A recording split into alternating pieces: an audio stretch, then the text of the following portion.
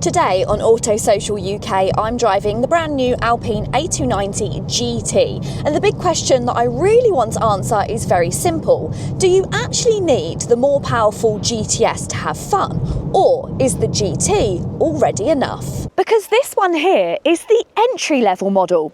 It's the cheapest and it's the least powerful, and yet from everything that I've been reading online and from what I've already felt behind the steering wheel today, this might actually be the sweet spot in the whole range of the A290. So in this video, we're going to go in deep. We're going to talk about history, design, practicality, interior, and yes, of course, we're going to spend a big chunk of time actually driving this thing, because that's where an Alpine should really shine.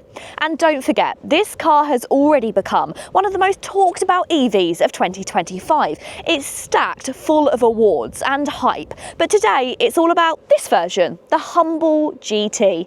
Hi guys, I'm Tish and you're watching the Auto Social UK review channel. To show your support, then please do consider going ahead and hitting the subscribe button. And for more content in the future, then turn on that bell notification. And if you're looking for the best deals on an Alpine A290, then make sure you contact John Banks via the links down below and mention my name, Tish, or Auto Social, and they'll make sure that you're looked after in your new car buying journey. Alpine has always been about lightweight, agile, fun cars, and the A290 is the brand's first proper step into their all-electric dream garage. Think of it like a spiritual bridge between the iconic A110 and the Alpine's electric future. Small, punchy, playful. It's everything that you want from a hot hatch, just electric.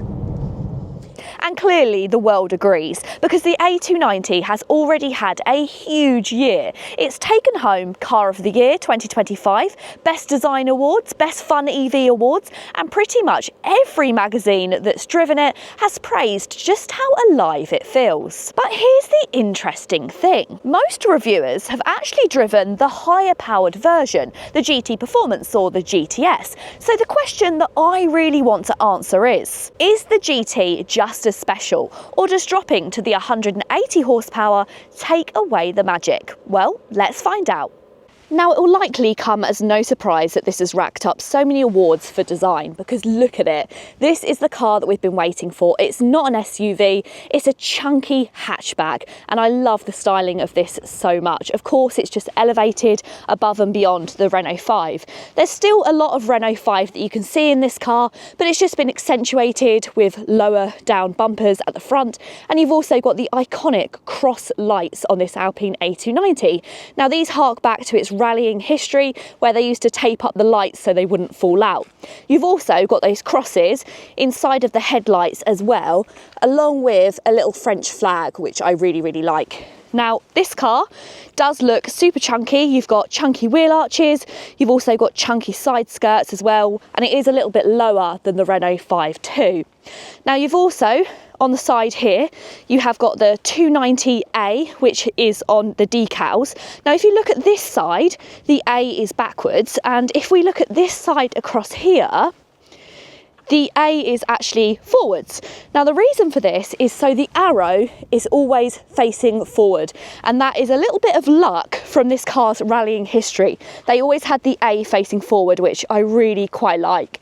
You've also got the little blue surrounds of the mirrors and also the doors, which I think look quite nice. And then on the bonnet, you've also got the little A detailing as well, and this does illuminate when you're charging the car. Sorry, it's so cold out here and I'm losing my breath. Let me take a big breath whilst we turn around to the back of this car.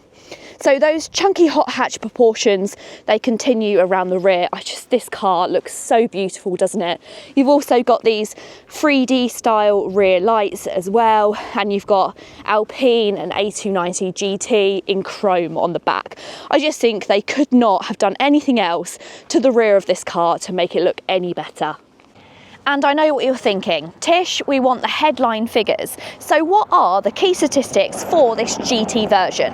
Well, it's priced at £33,500, has 180 horsepower and 285 newton meters of torque. That will let it hit the 0 to 62 sprint in 7.4 seconds, has a range of 236 miles from a 52 kilowatt hour battery, and it charges from 15 to 80% in around 30 minutes. It's also front wheel drive, you've got Brembo brakes, there's also a multi-link rear suspension, and you get 3 different tyres, which have been specifically developed for the A290. Right, the driving bit. Of course, this is where the GT definitely has to prove itself, because on paper, 7.4 seconds to 60 isn't exactly headline grabbing, but the numbers definitely miss the point of this car entirely, because the first thing that you notice is the steering. It's quick, it's sharp, and it definitely gives you more feedback than any small EV that I've driven recently. It almost feels like Alpine have purposely tuned out that EV numbness that you get a lot of the time. And next up, the chassis, the suspension setup. So there's a multi-link at the rear, hydraulic bump stops, and it gives the car this beautiful blend of control but also compliance. It rides bumps well, but it stays really flat when you push it hard. And when you do push it, you realise something. You don't really miss the power, definitely not in the way that you'd expect, because when it comes to this GT version, it actually encourages you to work with the car, so you can use the full car's throttle without instantly breaking traction or getting torque steer. It feels lighter on its feet than the more powerful versions, and I think that actually makes it more fun. And this is where I think the GT really shines. You can drive it hard all of the time without worrying that you're going to overwhelm the front tyres.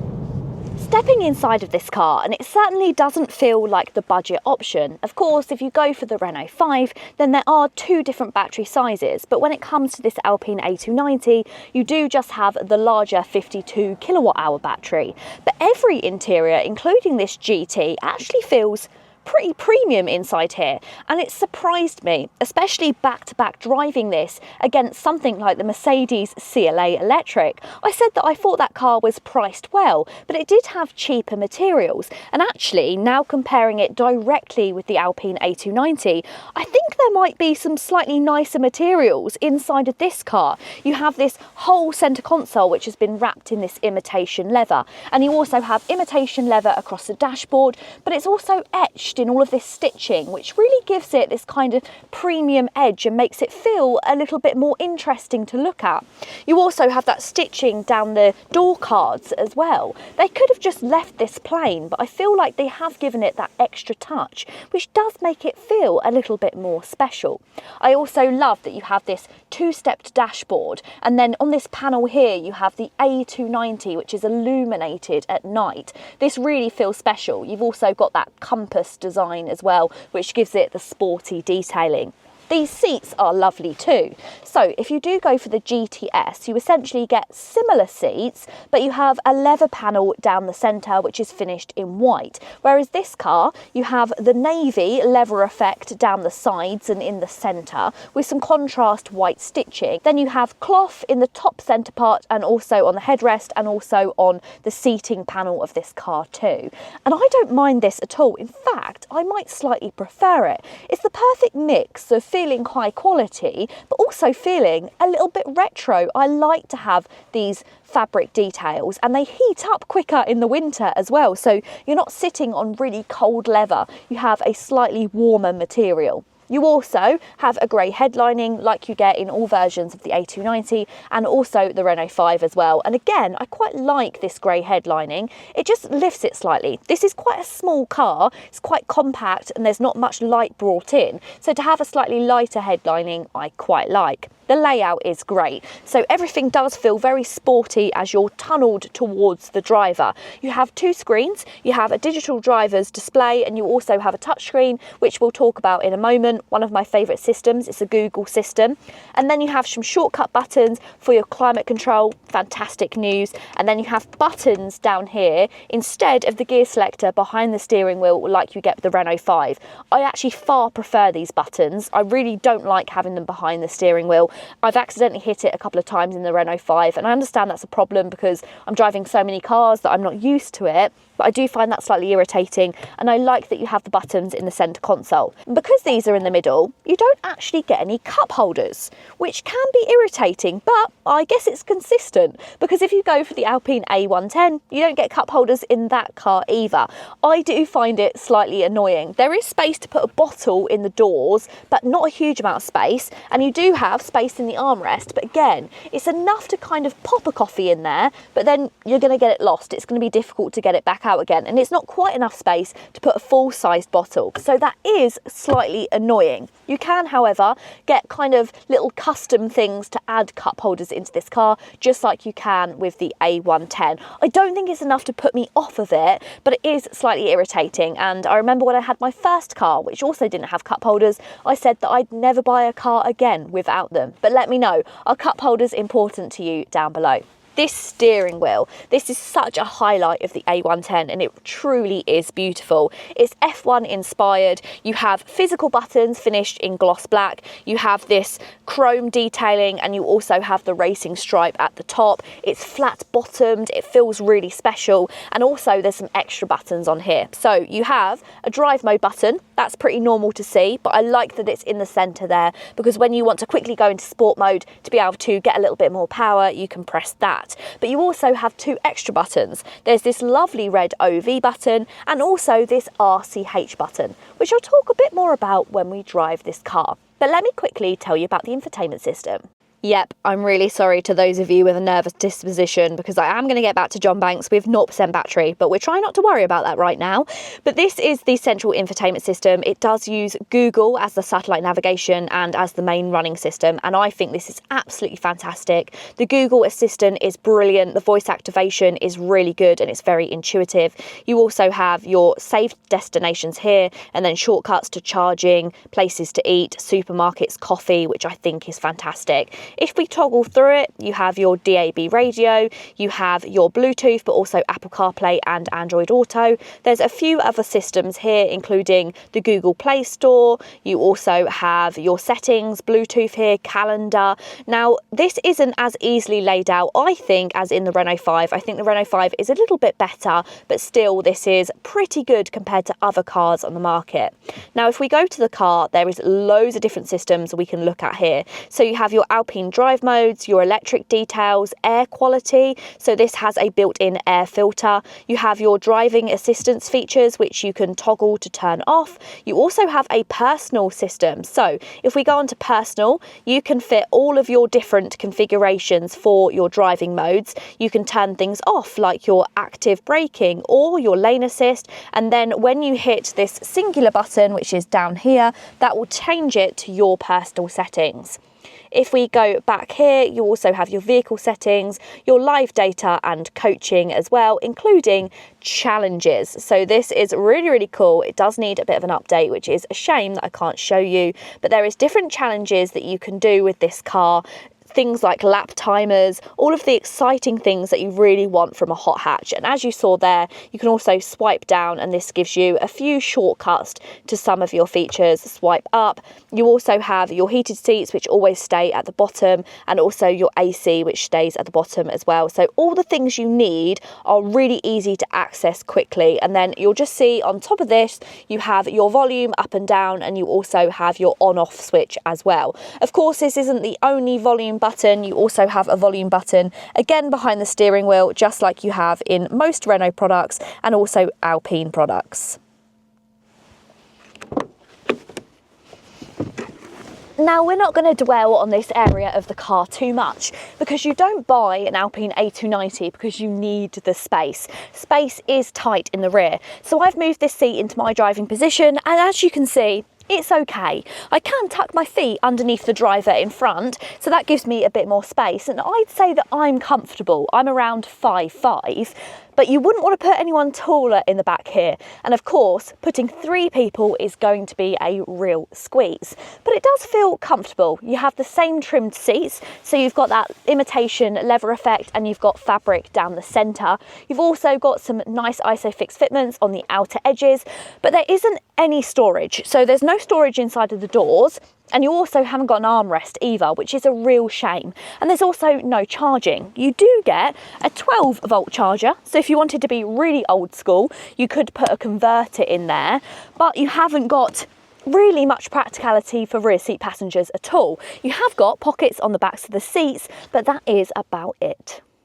Now, when it comes to boot space, the space is competitive. So you get 326 litres inside this boot, which is actually more than you get in a Renault Clio, but it's its practicality that lets it down. It does have a slightly narrow opening, although it is nice and square, but you do have a really high load lip. So if you're putting large, heavy suitcases in there, it could be difficult to lift them back out. Although you do get a nice scuff plate, so you shouldn't do too much damage to the actual car. But as you can see, there is quite a lot of gloss black bumper there, so you do need to be careful when loading items inside and out. You have a 60-40 split rear bench, and you will find a little bit of storage underneath this boot floor, which is just enough to stuff your charging cables when you're not using them. But unfortunately, the Alpine A290 doesn't have any storage underneath the bonnet. So I mentioned those two special buttons on the steering wheel, so let's talk about them. First, you've got the OV button. So when you press this, which stands for overtake, the car gives you the maximum power available instantly. So in this GT, that means that you get the full 180 horsepower delivered instantly for a short burst of power. And it genuinely changes the character of the car. So you go from playful EV to mini hot hatch cannonball. And it's addictive, and it's one of the reasons why the GT never actually feels slow, because you can just hit that. On the other side, you've got the RCH button, which stands for recharge. So this ramps up or ramps down your regen braking, and you can make it much higher than normal, and it sends energy back into the battery when you're slowing down. And also, here's the cool thing, so it also changes the driving feel. So when you're in a twisty road like this, the RCH lets you rotate the car using the regen, almost like engine braking in a petrol hot hatch. It's a clever way to get even more interaction from an EV. So let's answer the main question. Do you really need the GTS?